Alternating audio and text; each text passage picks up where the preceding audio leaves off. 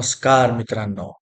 आज आपण धर्मवीर आनंद दिघे साहेब Maharashtra auto rickshaw आणि मीटर टॅक्सी चालक कल्याणकारी मंडळ याबाबतची माहिती पाहणार आहोत. सदर कल्याणकारी मंडळ महाराष्ट्रातील ऑटो रिक्षा व टॅक्सी परवाना धारक यांच्यासाठी महाराष्ट्र शासनाने शासन निर्णय दिनांक 16 मार्च 2024 नुसार स्थापन केले आहे. सदर मंडळ स्वायत्त व स्वयंपूर्ण व्हावे यासाठी शासनामार्फत एक वेळचे अनुदान ₹50 कोटी उपलब्ध करून देण्यास मान्यता देण्यात आली आहे. मंडळातर्फे ऑटो रिक्षा चालक व टॅक्सी चालक यांच्यासाठी जीवन विमा व अपंगत्व विमा योजना,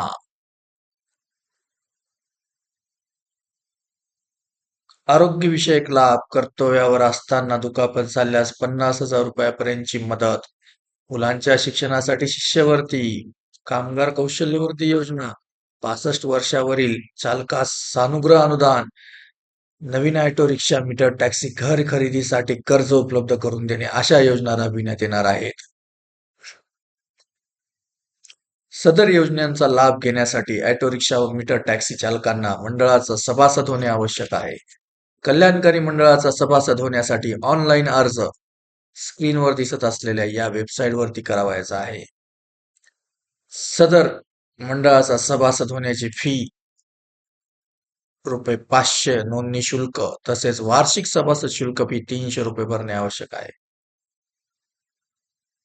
सदर सर्व फी ऑनलाईन भरावयाची आहे. सभासद होण्यासाठी ऑनलाईन अर्ज करताना वाहनाचे परमिट, लायसन्स, स्वतःचा फोटो, आधार कार्ड पत्त्यासह पॅन कार्ड अपलोड करणे आवश्यक आहे.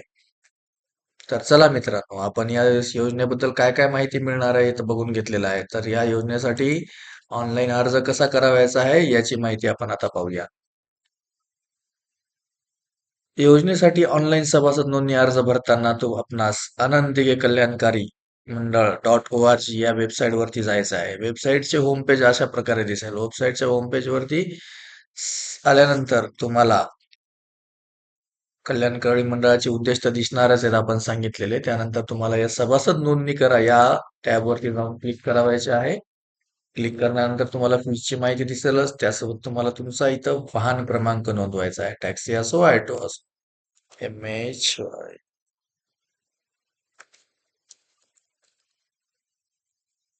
चेसिस क्रमांक पूर्ण नोंदवायचा आहे.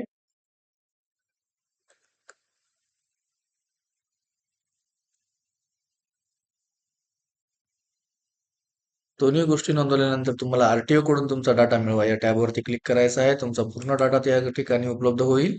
तुमचे नाव, फोन नंबर, परमिट क्रमांक, सगळ्या गोष्टी, पत्ता उपलब्ध होतील.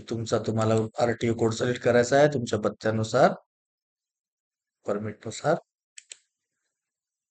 या ठिकाणी तुम्हाला परमिट अपलोड करायचे आहे, जे जेपीजी फॉर्मॅट मध्ये पाहिजे. नेक्स्ट या टॅबवर क्लिक करून पुढे जायचं आहे. त्यानंतर तुम्हाला तुमचा लायसन्स क्रमांक नोंदवायचा आहे.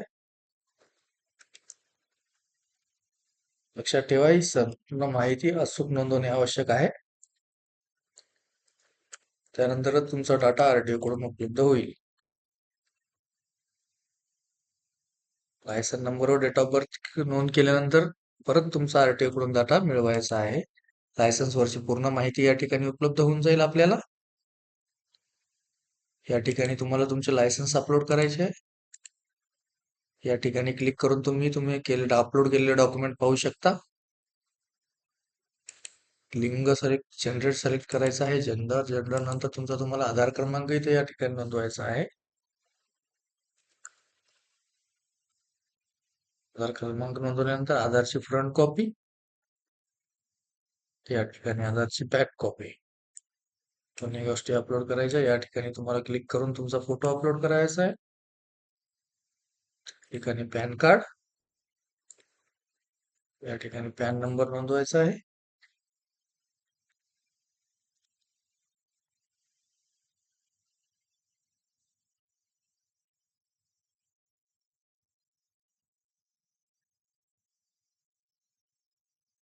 तुमचा ऑटो रिक्षा बॅच क्रमांक,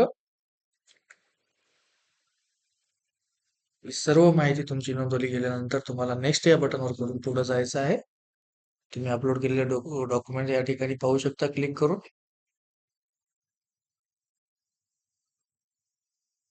नेक्स्ट नेक्स्ट या बटनवर क्लिक केल्यानंतर तुम्हाला तुमच्या कुटुंबाची माहिती या ठिकाणी नोंदवायची आहे. जसे तुमच्या मुलाचे नाव, वाईफचे नाव, जे काही नाते आहेत ते तेवढ्यांच्या नात्याची नावं नोंदवायची आहेत, जेणेकरून आपल्या बचत त्यांना फायदा व्हावा या सगळ्या गोष्टींचा. राशन कार्ड असेल, राशन कार्ड अपलोड करायचं. ही सर्व माहिती नोंदवावीच असं मॅन्डेटरी नाहीये. याशिवायही तुमचा फॉर्म सबमिट होतो. सबमिट या बटनवर फॉर्म क्लिक करून तुमचा फॉर्म सबमिट केला जाईल. आपण या अर्जाचा फॉर्म आधीच भरलेला असल्याने ह्या सबमिट होणार. ऑलरेडी सबमिटेड म्हणून दाखवेल. या पद्धतीने फॉर्म तुमचा सबमिट झाल्यानंतर आरटीओ मार्फत तुमचा फॉर्म आरटीओ कडे उपलब्ध होईल. आरटीओ मार्फत तुमचा फॉर्म अप्रूव्हल केला जाईल येत्या 2 दिवसामध्ये. 2 दिवसात तुमचा अर्ज अप्रूव्ह झाल्यानंतर सदस्य नोंदणी अर्जाची स्थिती या ठिकाणी तुम्ही तुमच्या अर्जाची स्थिती कंटिन्यू चेक करू शकता की अप्रूव्ह झालाय नाही झालाय. जर 2 दिवसात तुमचा अर्ज अप्रूव्ह नाही झाला तर संबंधित आरटीओ ऑफिसला जाऊन तुम्ही याबाबत इन्क्वायरी करू शकता. फॉर्म अप्रूव्ह झाल्यानंतर या ठिकाणी सद्यस्थिती तपासामध्ये क्लिक केल्यावर तुम्ही तुमचा या ठिकाणी फी साठी तुम्हाला पेमेंट पे नाऊचा ऑप्शन उपलब्ध होऊन जाईल. या अर्जाची आपण फी अगोदरच भरलेली असल्यामुळे पावती डाउनलोड करा म्हणून ऑप्शन आलेला आहे. तर मित्र, अशा पद्धतीने तुमचा फॉर्म भरल्यानंतर तुम्ही सभासद या सदर मंडळाचे सभासद म्हणून नोंदणीकृत व्हाल आणि या सर्व योजनांचा तुम्हाला लाभ घेता येईल. तरी अशा प्रकारची माहिती उपलब्ध करण्यासाठी तुम्हाला नवनवीन योजनांची माहिती घेण्यासाठी आपल्या चॅनलला सबस्क्राईब करा. धन्यवाद.